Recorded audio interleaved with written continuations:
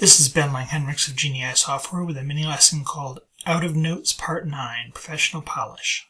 In this, we take our Curb Appeal discussion database, which has discussion about the documents in our Curb Appeal real estate listings. And there's a link here that goes to one of those. We're going to take this, we're going to publish it to EPUB, although we could publish it to MHT or to HTML or different formats. But what we're going to do is we're going to take that thread and we're going to show different ways we can polish it. So let's do the simple way first. And we'll open up with Calibri because it's got a good e-reader that we can just pull it up, open up that thread.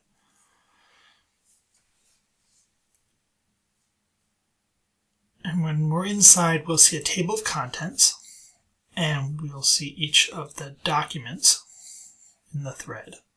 And they look pretty much the way they look in the Notes client. We can page down through the responses. And if we click on the doc link, which is in there, it'll give an error because the document isn't in the collection. But we want something which maybe looks a little bit less like the Notes client, a little more like the web domino discussion. So let's publish again, and this time with a custom override form and a thread map.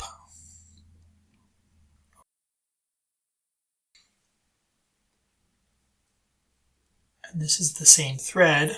Table of contents looks pretty much the same. But if we go into the documents, we'll see because of our custom form, they look much more like the domino version. And there's a thread map at the bottom.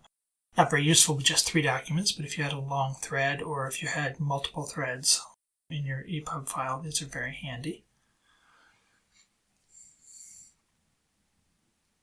And now we're going to just polish it a little more by adding a cover and changing the table of contents and things like that. So let's add thread 3.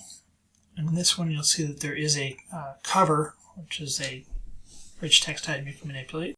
And the table of contents follows the theme a little bit better. So we can see these. We can also see that if we click on the doc link, rather than getting an error, we'll actually go to the document because we added all the linked documents to the EPUB collection. And finally, let's put one last level of polish to make this professional, because we may send this to a client or have somebody out in the field looking at it.